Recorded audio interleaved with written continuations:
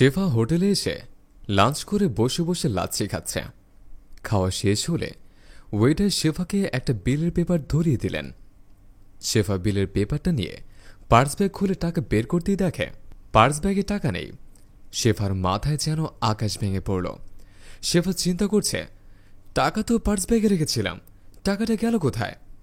পরে চিন্তা করলেন হয়তো ছোট ভাই টাকাটা চুরি করে নিয়েছে। শেফা ওয়েটারকে বললেন, ভাইয়া, আমি তো আপনাদের এখানে মাঝে মাঝে লাঞ্চ করি, আমি আজকে লাঞ্চের টাকাটা আগামীকাল এসে দিয়ে যাব। শেফার কথা শুনে ওয়েটার বললেন, সরি ম্যাম, আমাদের এখানে বাকিতে বিক্রি হয় না। দূরে একটা টেবিলের সামনে বসেছিলেন ইমরান। ইমরান দাঁড়িয়ে দাঁড়িয়ে সব কিছুই দেখছিলেন। ওই মেয়েটা ওয়েটারকে অনেক অনুরোধ করে বলেছেন, টাকাটা আনতে ভুলে গেছে, আগামীকাল আমি টাকাটা দিয়ে দেব। ওয়েটার কিছুতেই মানছেন না। ইমরান চিন্তা করলেন, একটি মেয়ে টাকার জন্য এইভাবে আকুতি মিনতি করছে, আমি চাই গিয়ে দেখি টাকাটা পরিশোধ করা যায় কিনা। এই কথা ভেবে ইমরান ওখান থেকে ওই মেয়েটার দিকে চলে গেলেন। এদিকে শেফা ওয়েটারকে অনেক অনুরোধ করতে লাগল, ভাই, আমার তো এরকম হয় না, আজ ভুল করে টাকাটা বাসে ফেলে এসেছে, আমি আগামীকাল টাকাটা দিয়ে দেব। ভাই, বিশ্বাস করেন। ওয়েটার বললেন, আপনাদের মতন অনেক লোক দেখেছে এভাবে খাওয়া শেষে টাকা না দিয়ে বিভিন্ন তালভাড়া দেখিয়ে চলে যায়। এরপর থেকেই তো আমাদের এখানে বাকি বেচাকেনা নিষেধ। আপনি টাকা দিয়ে যান, না হলে মোবাইল রেখে যান, কালকে টাকা দিয়ে মোবাইল নিয়ে যাবেন। এর মাঝে ইমরান এসে বলতে লাগলেন, ভাই, কত টাকা বিল হয়েছে? জবাবে ওয়েটার বললেন, 250 টাকা। ইমরান পকেট থেকে 250 টাকা বের করে ওয়েটারের হাতে দিয়ে বললেন, ঠিক আছে, আপনি এখন আসতে পারেন। ওয়েটার টাকা নিয়ে ওখান থেকে চলে গেলেন। শেফা জিজ্ঞেস করলেন, কে আপনি, আমার বিল পরিশোধ করে দিলেন? জবাবে ইমরান বললেন, আমি একজন মানুষ, আপনি বাসা থেকে টাকা আনতে ভুলে গেছেন, ওয়েটার আপনাকে অপমান করেছে, তাই আপনার ইজ্জত রক্ষা করলাম, আমার নাম ইমরান। জবাবে শেফা বললেন, আমার নাম শেফা। দুজনে পরিচয় হওয়ার পর কথা বলতে বলতে রেস্টুরেন্ট থেকে বাইরে চলে গেল।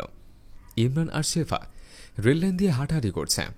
এর মাঝে বেশ কিছুদিন পার হয়ে গেছে। দুজনের ভিতর প্রেমের সম্পর্কে রূপান্তরিত হয়েছে। কেউ কাউকে না দেখে থাকতেই পারে না। দুজনে হেঁটে রেললাইনের পাশে বসে কথা বলতে লাগলেন।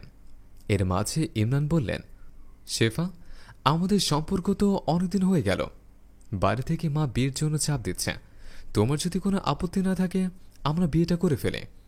জবাবে শেফা বললেন, দেখো, আমারও তো বাবা আছেন, আমি বাবার অনুমতি ছাড়া কিছুই বলতে পারবো না। তুমি যেহেতু বিয়ের কথা বলেছ, তোমাকে বিয়ে করতে আমার কোনো আপত্তি নেই। তাই বলছে, এক কাজ করো, আমাদের যে রেস্টুরেন্টে প্রথম পরিচয় হয়েছিল, আমরা রেস্টুরেন্টে দেখা করি, আমি বাবাকে নিয়ে আসবো আর তুমি তোমার মাকে নিয়ে এসো। জবাবে ইমরান বললেন, কেন, তোমাদের বাড়িতে গিয়ে দেখা করি, না হয় আমাদের বাড়িতে তোমার বাবাকে নিয়ে আসো। জবাবে শেফা বললেন, আমি চাচ্ছিলাম আমাদের যেখানে প্রথম প্রেম হয়েছে আমরা সেখানে বসে আমাদের বিয়ের বিষয়ে কথা বলবো। শেফার কথা শুনে ইমরানও রাজি হয়ে গেল। দুজন কথা বলে ওখান থেকে বাড়ির উদ্দেশ্যে চলে গেল। শেফা বাবাকে নিয়ে যে টেবিলে বসে ওয়েটারের কাছে অপমানিত হয়েছিল সে টেবিলের চেয়ারে বসে আছে, অপেক্ষা করছে কখন ইমরান ওর মাকে নিয়ে আসবে।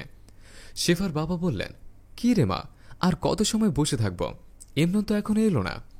এর মাঝে ইমরানের মাকে নিয়ে শেফার সামনে এসে পাশের চেয়ারে পাশাপাশি দুজন বসলেন।